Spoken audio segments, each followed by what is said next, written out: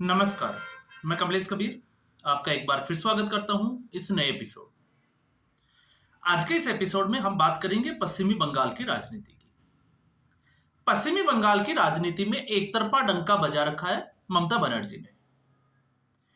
2022 में लग रहा था कि भारतीय जनता पार्टी ममता बनर्जी के सामने बड़ी चुनौती खड़ी करेगी, लेकिन जब चुनाव परिणाम आया तो भारतीय जनता पार्टी जिसको हम कहें कि पूरे बुरे तरीके से आश्चर्यचकित होकर रह गई। कारण क्या थे? तो मोटे तौर से अगर हम कारणों की समीक्षा करें तो सबसे बड़ा कारण है बूथ लेवल तक, या हम कहें कि गांवों तक जो है वो टीएमसी की पकड़। अगर कोई पश्चिमी बंगाल की राजनीति को बड़ी करीब से जानता है तो वो आपको जरूर बता देगा कि पश्चिमी बंगाल में टीएमसी की जड़ें जो है वो कितनी मजबूत है।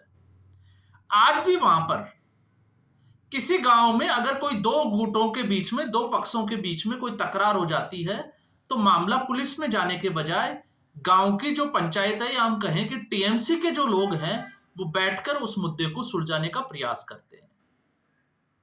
तो आप समझ सकते हैं कि टीएमसी का प्रभाव कितना गहरा है।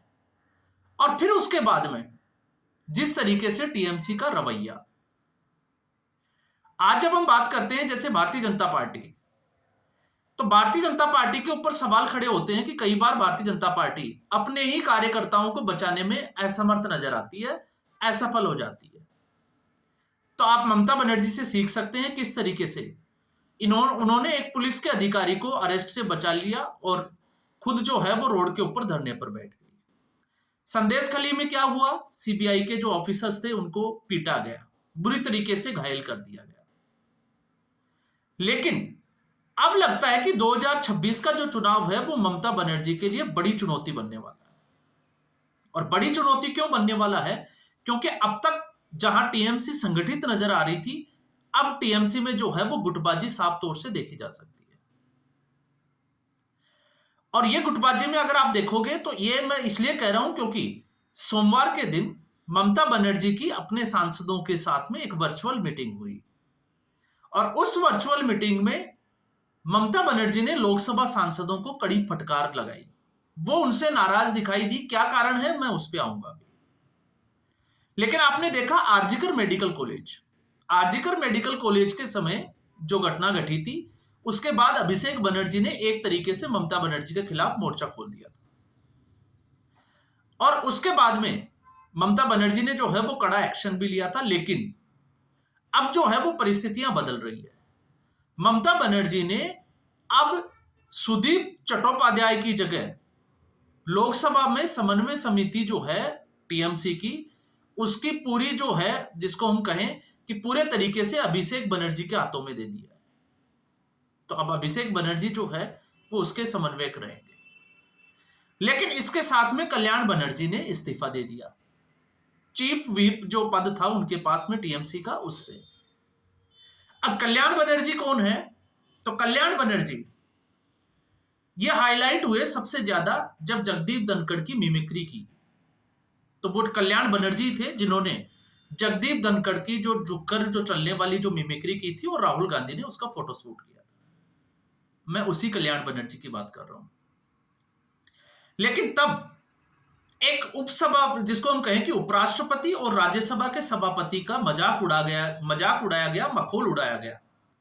तब ममता बनर्जी ने अपने सांसदों को कोई नसीहत नहीं दी। तो आज के अगर हम इसमें देखें परिदृश्य में, तो भारतीय जनता पार्टी और विपक्ष में सबसे बड़ा फर्क क्या है?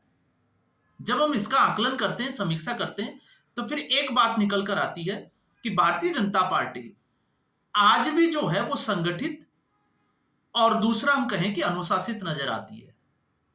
मनमुटाव होना, महत्वाकांक्षा, ये हर पार्टी में, हर व्यक्ति में होती है। तो अगर हम ये कहें कि भारतीय जनता पार्टी में नहीं है, भारतीय जनता पार्टी में भी है।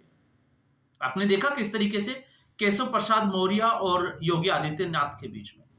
लेकिन कोई चीज खुलकर बाहर आ जाएगी या किसी सार्वजनिक मंच पर ऐसा होगा, ऐसा भारतीय जनता पार्टी में कभी नहीं होता है। और यही एक वजह है कि भारतीय जनता पार्टी इन पार्टियों में सबसे आगे खड़ी दिखाई देती है। दूसरी तरफ दूसरी पार्टियों का इतिहास है कि जब भी जो है वो इस तरीके की तो फिर पार्टियों में अनुशासनहीनता साफ तौर से देखी जा सकती है। आप याद करिए राजस्थान में अशोक गहलोत और सचिन पायलट, किस तरीके से सचिन पायलट ने सार्वजनिक तौर से अपनी ही पार्टी के खिलाफ मोर्चा खोला, और मानेसर कांड तो पूरे देश को ही आपको पता है कि याद होगा कि किस तरीके से सचिन पायलट ने बगावत की। अब वही चीजें जो है वो टीएमसी में नजर आ रही है, और टीएमसी में नजर क्यों आ रही है? क्योंकि जो हमारा अतीत होता है वो हमें भविष्य में आकर परेशान करता ही है। तो ममता बनर्जी ने उस वक्त, क्योंकि और टीएमसी की जो राजनीति है उसका ये हिस्सा भी रहा है आक्रामकता, तो तब नजरअंदाज किया, लेकिन अब वही जो है वो इस पार्टी में भारी होता हुआ दिखाई देता है। और इसी बीच इसी पार्टी के कल्याण बनर्जी और महुआ मोइत्रा दोनों ही सांसदों ने अपने एक दूसरे के खिलाफ जो है वो मोर्चा खोला हुआ है, और बात जो है वो सुअर के हनीमून तक पहुंच चुकी है। अब सुअर तक कैसे पहुंची? तो याद करिए महुआ मोइत्रा का एक पॉडकास्ट हुआ पिछले दिनों। उस पॉडकास्ट में सीधे तौर से महुआ मोइत्रा ने जो कहा कि आप सुअर से कुश्ती नहीं कर सकते, क्योंकि सुअर जो है उसको ये पसंद है और वो आपको जो है वो गंदा कर देगा, वो आप गंदे हो जाओगे अगर सुअर के साथ कुश्ती करोगे तो। और फिर उसके बाद में ये भी कहा कि भारत में कुछ स्त्री विरोधी मानसिकता के लोग जो है, यौन कुंठित विकृत सोच के लोग, वो पुरुष जो है वो हर पार्टी में है। तो ये सीधे तौर से इशारा था कल्याण बनर्जी की तरफ। तो सार्वजनिक मंच पर कल्याण बनर्जी को सुअर तक कह दिया महुआ मोइत्रा ने। तो आप सोचकर देखिए, पार्टी के दो सांसद, और दोनों सांसद जो है वो इस तरीके तक आ जाते हैं। तो आप याद करिए, जब हम बात करते हैं कि नरेंद्र मोदी के खिलाफ या किसी भी दूसरे नेता के खिलाफ ये अभद्र टिप्पणी करते हैं तो वो कितना जायज है। शायद तब ममता बनर्जी ने रोका होता तो आज पार्टी में ये स्थिति नहीं आती। लेकिन जब इन चीजों को छूट दी जाती है तो वो खुद को ही भारी पड़ती है। और ऐसा क्यों हुआ? ऐसा इसलिए हुआ क्योंकि कल्याण बनर्जी ने, हालांकि इसके बाद में जो ट्वीट अगर मैं कहता हूं तो अलग बात है, उन्होंने एक्स पे खुद डाला कि ये महुआ मोइत्रा का जो व्यवहार है वो दुर्भाग्यपूर्ण है, जो संसदीय शिष्टाचार के खिलाफ भी है। लेकिन याद करिए, कल्याण बनर्जी को उस वक्त शायद जगदीप धनखड़ के खिलाफ ममता बनर्जी ने नहीं रोका था, क्योंकि जगदीप धनखड़ और ममता बनर्जी की जो पुरानी, जो जिसको हम कहें कि रंजिश, वो थी जब जगदीप धनखड़ बंगाल के, पश्चिमी बंगाल के गवर्नर थे। अब वो खुलकर सामने आ रही थी, लेकिन तब नहीं रोका। लेकिन उसके बाद में आपने देखा कि जब महुआ मोइत्रा ने पिनाका मिश्रा, जो बीजेडी के सांसद है, पिनाका मिश्रा के साथ जब शादी की, तब आप अगर ट्वीट उठाकर देखोगे कल्याण बनर्जी का, तो साफ तौर से उन्होंने कहा कि 40 साल के परिवार को तोड़कर 65 साल के व्यक्ति के साथ जो है वो शादी कर ली। और उसके बाद में एक चीज और लिखी थी कि जब से वो हनीमून से लौटकर आई है, कल्याण बनर्जी के खिलाफ जो है उन्होंने एक विरोधी सवर जो है वो खोल दिया है, विरोध में खड़ी हो गई है। तो ये अपने आप में जो है वो एक बड़ी टिप्पणी थी। और महुआ मोइत्रा इससे पहले जो है वो एक्सपोज हो चुकी थी। आपने देखा ही होगा दर्शन हीरानंदा ने किस तरीके से सांसद होकर, एक ऐसा खेल चल रहा था जिसमें पैसे लेकर जो है वो सरकार से क्वेश्चन पूछे जा रहे थे। और वो क्वेश्चन क्यों पूछे जा रहे थे? क्योंकि उससे जो है वो सरकार की पॉलिसी सार्वजनिक हो सके और उसका फायदा दर्शन हीरानंदानी को पहुंच सके। तो ये जो सारी चीजें हैं, अब जो नजर आती है कि 2026 में आने वाले विधानसभा चुनाव से पहले टीएमसी में खुलकर सामने आने लगी है।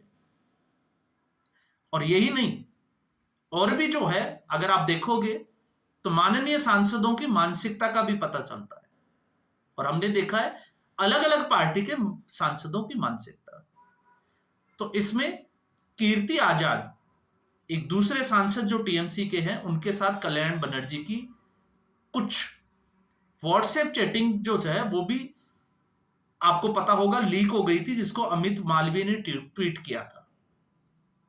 और यही झगड़ा की वजह थी कि 4 अप्रैल को जब टीएमसी के सांसदों की चुनाव आयोग के साथ मीटिंग थी, तो उस ज्ञापन से महुआ मोइत्रा को बाहर रखा गया था और उसी के दरवाजे के ऊपर महुआ मोइत्रा और कल्याण बनर्जी का झगड़ा शुरू हो गया था।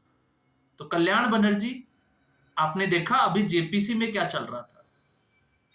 तो जब वो चीजें चल रही थी, क्योंकि वो सारी घटनाएं जो है वो भारतीय जनता पार्टी के खिलाफ चल रही थी, तब टीएमसी के लोग जो है वो ताली बजा रहे थे।